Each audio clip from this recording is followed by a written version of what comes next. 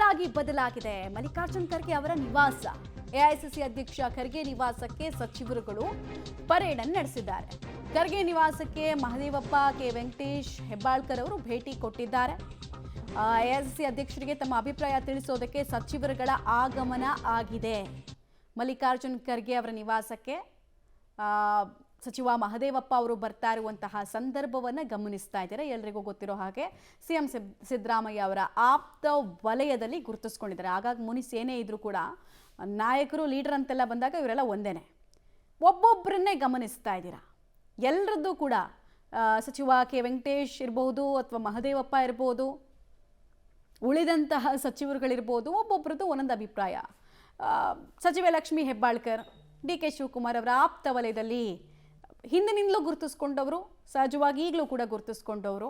But ಇವರಲ್ಲಿ ಕೆಲವರು ಹೇಗೆ ಅಂದರೆ ನಾವು ನ್ಯೂಟ್ರಲ್ಲು, ನಾವು ಪಕ್ಷಕ್ಕೆ ನಿಷ್ಠರು ಅಂತ ತೋರಿಸಿಕೊಳ್ಳುವಂತಹ ತೊಳಲಾಟದಲ್ಲಿ ಇರ್ತಾರೆ. ಅವರೆಲ್ಲರೂ ಕೂಡ ತಮ್ಮ ನಿಷ್ಠೆ, ಎಂದಿಗೂ ಹೈಕಮಾಂಡ್ ಕಡೆಗೆ ಏನೇ ಡೆಸಿಷನ್ಸ್ ಇದ್ರೂ ತಗೊಳ್ತೀವಿ, ಬಟ್ ಈ ಗೊಂದಲಗಳನ್ನು ಬಗೆಹರಿಸಿ ಅಂತ ಕೇಳಿರೋ ಸಾಧ್ಯತೆ ಇದೆ. ಡೀಟೇಲ್ಸ್ ಕೊಡ್ತಾರೆ ಸುಕೇಶ್. ಈಗ ಇಷ್ಟು ಜನ ಸಚಿವರು ಭೇಟಿ ಆಗಿದ್ದಾರೆ. ಖುದ್ದಾಗಿ ಬುಲಾವ್ ಕೊಟ್ಟು ಬಂದಿದ್ದ ಅಥವಾ ತಮ್ಮ ಅಭಿಪ್ರಾಯವನ್ನು ತಾವೇ ಸ್ವಯಂ ಆಗಿ ತಿಳಿಸೋದಕ್ಕೆ ಬಂದಿದ್ದ? ಏನೇನು ಮಾಹಿತಿಗಳು ಸಿಗ್ತಾ ಇದೆ? ಇನ್ಸೈಡ್ ಏನಾಗ್ತಿದೆ? ಮಮತಾ, ಇದೊಂದು ಕರ್ಟಸಿ ವಿಸಿಟ್ ತರ ಇದೆ. ಯಾಕಂದ್ರೆ ಅಭಿಪ್ರಾಯವನ್ನ ಕೇಳುವಂತ ಪರಿಸ್ಥಿತಿ, ಸಚಿವರನ್ನ ಕರೆದು ಕೇಳುವಂತದ್ದು ಅಥವಾ ಅಂತ ಮೂಮೆಂಟ್ಗಳು ಯಾವುದು ರಾಜಕೀಯವಾಗಿ ಕಾಂಗ್ರೆಸ್ ನಲ್ಲಿ ಸದ್ಯಕ್ಕಿದ್ದಂತಿಲ್ಲ. ಆದ್ರೆ ಎಐಸಿಸಿ ಅಧ್ಯಕ್ಷರು ಬೆಂಗಳೂರಿನಲ್ಲಿ ಇರೋದ್ರಿಂದ ಒಂದು ಭೇಟಿಗಾಗಿ ಬಂದಂತೆ ಕಾಣಿಸ್ತಾ ಇದೆ. ಸಹಜವಾಗಿ ಭೇಟಿ ಸಂದರ್ಭದಲ್ಲಿ ಸಾಕಷ್ಟು ವಿಚಾರಗಳು ಚರ್ಚೆ ಆಗಬಹುದು. ಪ್ರಸ್ತುತ ನಡೀತಾ ಇರುವಂತಹ ರಾಜಕೀಯ ಬೆಳವಣಿಗೆಗಳು, ಪವರ್ ಶೇರಿಂಗ್ ವಿಚಾರವೂ ಸೇರಿದಂತೆ ಸಾಕಷ್ಟು ಗೊಂದಲ ಇರಬಹುದು.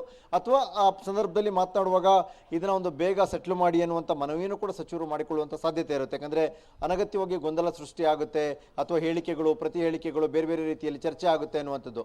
ಹಾಗಾಗಿ ಇವೆಲ್ಲವನ್ನು ನೋಡ್ತಾ ಹೋದ್ರೆ ಎಲ್ಲ ಒಂದ್ ಕಡೆ ಸಹಜವಾಗಿ ಈಗಿರುವಂತಹ ಬೆಳವಣಿಗೆಗಳಿಂದ ಸರ್ಕಾರ ಮತ್ತು ಪಕ್ಷಕ್ಕೆ ಆಗ್ತಿರುವಂತಹ ಮುಜುಗರ ಮತ್ತು ಸಂಭವನೀಯ ಡ್ಯಾಮೇಜ್ ಅನ್ನ ಕಂಟ್ರೋಲ್ ಮಾಡಬೇಕಾಗುತ್ತೆ ಅನ್ನುವಂಥ ವಿಚಾರದಲ್ಲಿ ಎಐಸಿಸಿ ಅಧ್ಯಕ್ಷ ಮಲ್ಲಿಕಾರ್ಜುನ ಖರ್ಗೆ ಅವರ ಬಳಿ ಸಚಿವರುಗಳು ಮನವಿ ಮಾಡ್ತಾ ಇರುವಂತಿದೆ. ಎಲ್ಲರೂ ವೈಯಕ್ತಿಕ ನೆಲೆಗಟ್ಟಲೆ ಬಂದಂತೆ ಕಾಣಿಸ್ತಾ ಇದೆ, ಒಂದು ತಂಡವಾಗಿ ಬಂದಂತೆ ಏನು ಕಾಣಿಸ್ತಾ ಇಲ್ಲ. ಆದರೆ ಬಂದರೂ ಕೂಡ ಸಹಜವಾದ ವಿಚಾರವೇ ಅಲ್ಲಿ ಚರ್ಚೆಗೆ ಬರುವಂಥದ್ದು. ಇದಕ್ಕೆ ಎಐಸಿಸಿ ಅಧ್ಯಕ್ಷರ ಪ್ರತಿಕ್ರಿಯೆ ಅನ್ನೋದು ಕೂಡ ಸಹಜವಾದ ಕುತೂಹಲ ಕೂಡ. ಮಮತಾ, ಸುಕೇಶ್ ಹಾಗೆ ಸಂಪರ್ಕದಲ್ಲಿರಿ. ಒಂದು ಕರ್ಟಸಿ ಕಾಲ್ ಅಥವಾ ಕರ್ಟಸಿ ಮೀಟಿಂಗ್ ಅಂತ ಇರುತ್ತೆ. ಎಐಸಿಸಿ ವರಿಷ್ಠರು ಬಂದಾಗ ಹೋಗಿ ಅವರಿಗೆ ಉಭಯ ಕುಶಲೋಪರಿಯ ಮಾತುಕತೆಗಳನ್ನ ಆಡೋದು, ಪ್ರಸ್ತುತ ರಾಜಕಾರಣದ ಬಗ್ಗೆ ಮಾತಾಡೋದು. ಕಾಂಗ್ರೆಸ್ ಕುರ್ಚಿ ಕಿತ್ತಾಟಕ್ಕೆ ಇವತ್ತು ತೆರೆ ಬೀಳುತ್ತಾ?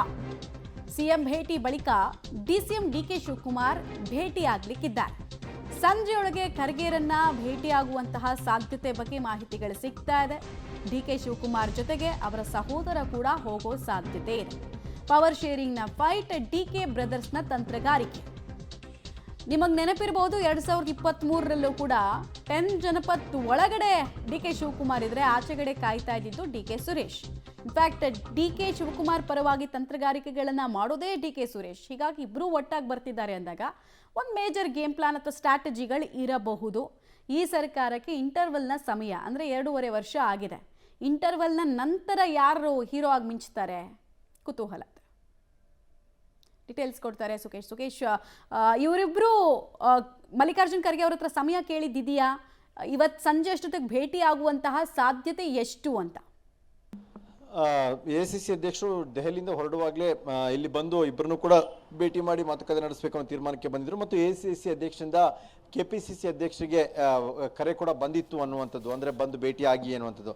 ಆದರೆ ನಿನ್ನೆ ಆಪ್ತರ ಬಳಿ ಡಿಸಿಎಂ ಡಿಕೆ ಶಿವಕುಮಾರ್ ಹೇಳ್ಕೊಂಡಂಥದ್ದು, ಯಾರ್ಯಾರು ಹೋಗ್ತಾರೋ ಹೋಗಿ ಭೇಟಿ ಮಾಡಲಿ, ಆನಂತರ ನೋಡೋಣ, ಸಮಯ ಸಿಕ್ಕ ಖಂಡಿತ ಹೋಗ್ತೀನಿ ಅನ್ನುವಂಥ ಮಾತನ್ನು ಹೇಳಿದ್ರೆ ಸಿಎಂ ಅಭಿಪ್ರಾಯವೂ ಸೇರಿದಂತೆ ಬೇರೆ ಬೇರೆ ವಿಚಾರಗಳನ್ನು ಅವರು ತಿಳ್ಕೊಂಡಂಗೆ ಆಗುತ್ತೆ ಅನ್ನುವಂಥ ಲೆಕ್ಕಾಚಾರದಲ್ಲಿ ಹೋಗಿರಲಿಲ್ಲ.